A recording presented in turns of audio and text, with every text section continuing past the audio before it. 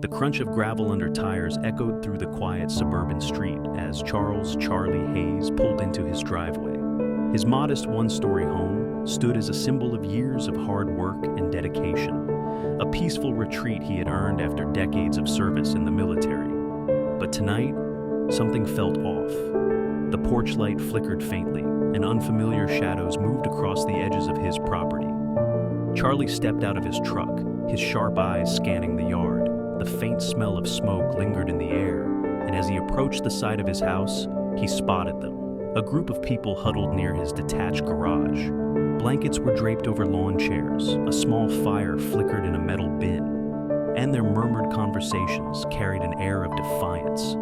"Excuse me," Charlie called out, his voice steady but commanding. The group turned to face him, their expressions a mix of surprise and irritation. A man who appeared to be their leader stepped forward, his stance casual but confrontational. "This is private property," Charlie continued, pointing toward the garage. "You need to leave." The man, younger and stockier than Charlie, shrugged. "We're not hurting anyone," he replied, his tone dismissive. "We'll be gone soon." Charlie didn't buy it. He'd seen the signs earlier that week, trash piling up near the fence line, unfamiliar footprints in the flower beds, and tools missing from his shed. His patience, like the tidy lawn he took pride in, was wearing thin. "This isn't a campsite," Charlie said firmly. "Pack up and go, now." The man's casual demeanor shifted, his eyes narrowing. "We don't have anywhere else to go," he said flatly, "and we're not leaving." The tension hung heavy in the air as Charlie stood his ground, his mind racing. He'd fought for his country, sacrificed for the ideals of freedom and fairness, but now he was faced with a new kind of battle, one on his own doorstep. As the group turned back to their fire, ignoring his demands, Charlie's jaw tightened. He knew this wasn't the end of it. They weren't going to leave willingly, and he wasn't about to give up what he had worked his whole life to protect. The fight for his home had just begun. Charlie didn't sleep that night. He sat in his living room, the glow of a single lamp illuminating the maps and diagrams he'd spread out across the coffee table. Years in the military had taught him that preparation was everything, and he wasn't about to let this situation spiral out of control. The trespassers had made it clear they weren't leaving, and the authorities had been no help when he called earlier. The officer on the phone had sounded sympathetic but constrained. "It's a complicated issue," the officer said, almost apologetically. "There's not much we can do without a formal eviction process." An eviction process on his own property? The absurdity of it made Charlie's blood boil. He wasn't dealing with renters who had fallen behind on payments. These were people who had walked onto his land and decided it was theirs. The legal system wasn't on his side, but Charlie wasn't the kind of man to back down. At dawn, Charlie walked the perimeter of his property, taking careful stock of the situation. The squatters had grown bolder overnight, spreading their makeshift camp closer to his house. A few folding chairs and tarps now cluttered his backyard, and the fire pit they had built near the garage had scorched the grass. The leader, Marco, leaned against the garage door, sipping coffee from a chipped mug. He smirked as Charlie approached. "You're up early?" Marco said. "Couldn't sleep?" "Pack it up and leave," Charlie said, his voice even but firm. Marco shrugged. "We've got nowhere else to go. Not our fault your place has plenty of room." "This isn't a negotiation," Charlie replied, his eyes narrowing. "It's my land, and you're not welcome here." Marco's smirk widened. "What are you gonna do, old man? Call the cops again? They didn't seem too interested last time." Charlie didn't respond. He turned on his heel and walked back toward the house, his mind racing. He needed a strategy, and he needed it fast. By mid-morning, Charlie had a plan. He spent hours reinforcing the property's boundaries, setting up floodlights along the fence line, and installing a few old trail cameras he'd used for hunting years ago. Every movement on his land would now be documented, evidence he could use if the situation escalated. He also called a few friends from his local veterans group, explaining the situation. Most of them offered support, but one, Frank, insisted on coming over immediately. Frank arrived that afternoon, his pickup truck rattling as he pulled into the driveway. A retired Marine like Charlie, Frank was built like a tank despite his age. He stepped out of the truck, a grim expression on his face. "Hell of a mess you've got here," Frank said, eyeing the squatter's camp. You sure they're not gonna leave? Not without a fight, Charlie replied, and the cops aren't lifting a finger. Frank grunted. Figures. What's the plan? Charlie laid it out.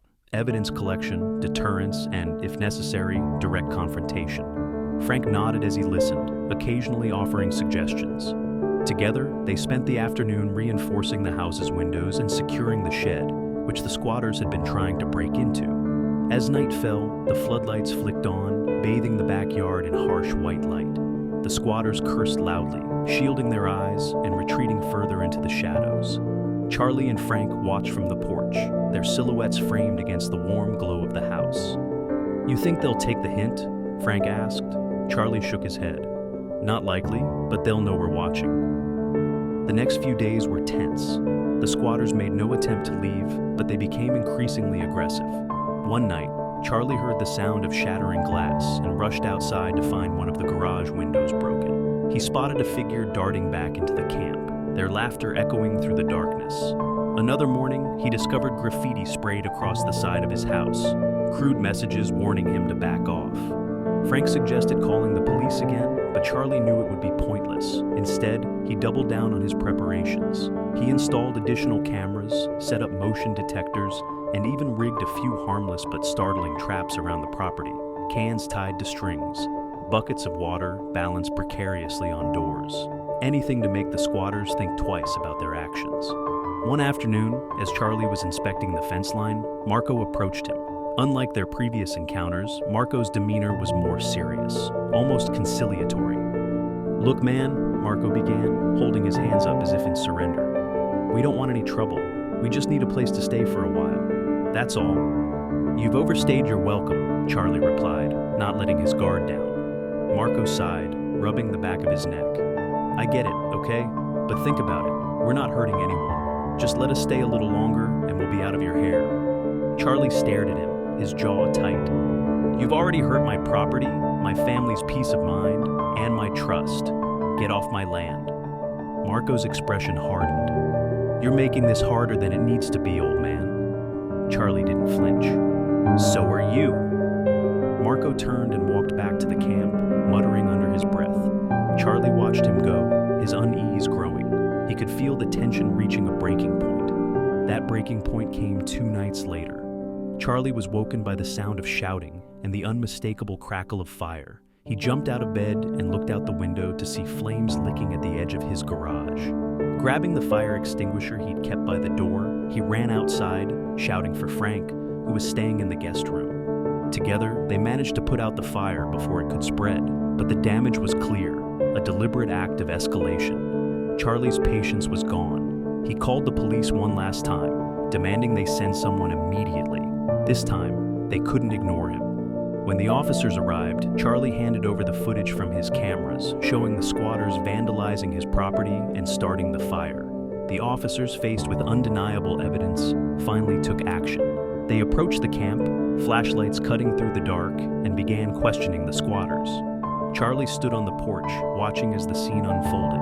Marco argued with the officers, his bravado giving way to desperation. One by one, the squatters were escorted off the property, their belongings packed into makeshift bags.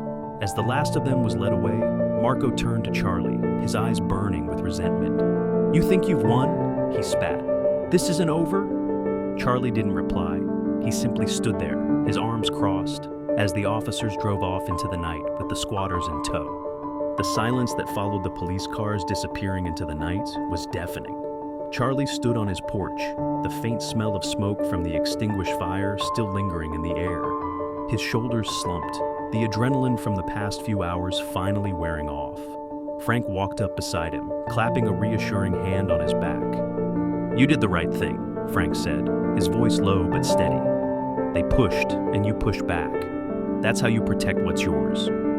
Charlie nodded, his gaze fixed on the darkened lawn, where the squatters' camp had been just hours ago.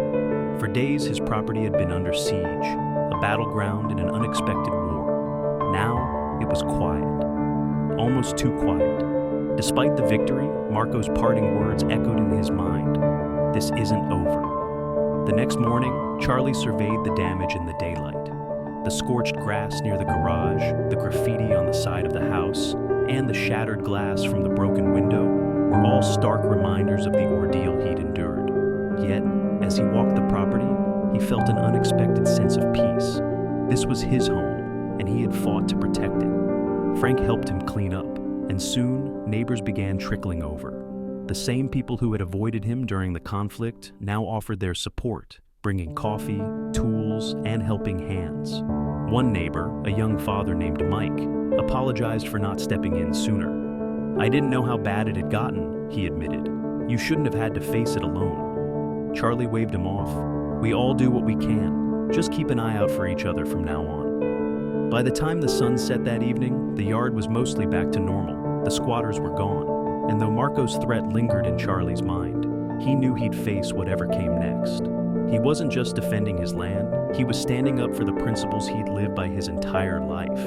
And as long as he drew breath, he wouldn't let anyone take that away from him.